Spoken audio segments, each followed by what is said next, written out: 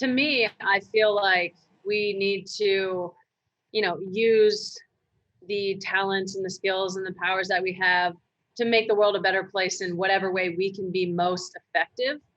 And for me, I was, born with this amazing talent in being an athlete. And so how do I leverage that off of the field?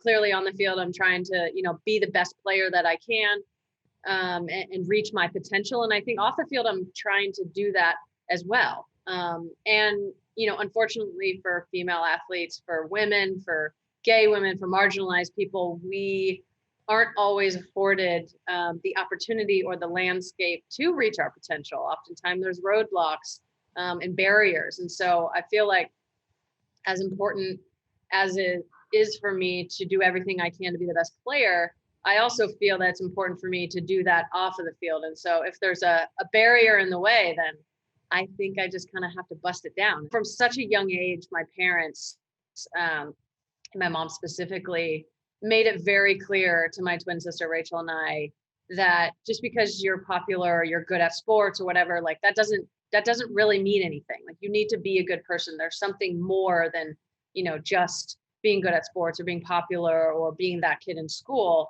Why don't you use that for something good? And actually it's your responsibility to do that. So I think those sort of early seeds, albeit without the language or the word activist or any of that, we didn't really think about it like that or talk about it like that. I think those seeds were planted early. The idea of intersectionality and how all things are connected really just kind of stuck with me. And so I feel like when I'm talking about one thing, can very easily go into the other. This is like a system, of white supremacy that really kind of benefits just like one kind of person. And that one kind of person is certainly not me. It's certainly not women or people of color, Black people, indigenous folks. So I think for me, it's sort of the more I learn, the more I get into it, the more I realize it's all connected.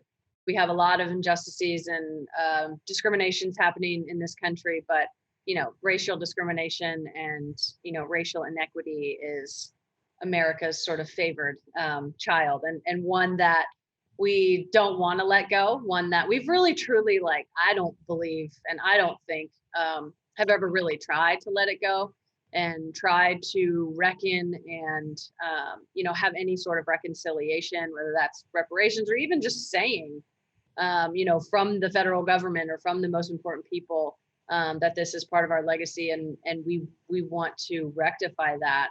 There's just such a difference. I think, I was very naive. Obviously, I'm not a person of color, a Black person, so I haven't experienced the racism like that, or just the sort of the deep-seated and pervasive, nature and level of it. And so, yeah, my sort of initial feelings or just actions that happened around kneeling were kind of shocking in a way to me. I thought that, people would at least be willing to have the conversation, but I think very quickly I realized this is not something people want to talk about. And therefore I need to talk about it much more. There's no perfect way to do anything. I think the most important thing is to do something, and you don't have to do it perfectly. You don't have to have all the answers, but to just be sort of, I guess, scared into inaction by trying to have the perfect thing. There's obviously been no protest ever in the history of this country that's been accepted anyway. So don't worry about getting it right. Whenever you hang it up,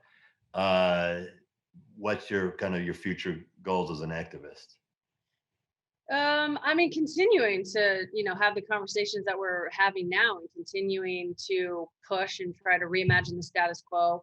Probably try to take over the world in some sort of way. We obviously need, more female leaders. We need more gay leaders. We need more Black women in leadership positions.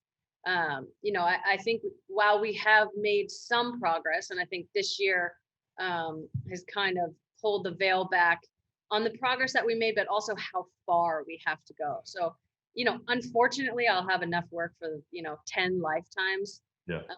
But I'll definitely be doing this, I think, until the day I die, just continuing to try to broaden this conversation and create businesses or spaces or media or whatever that are much more inclusive than they are now.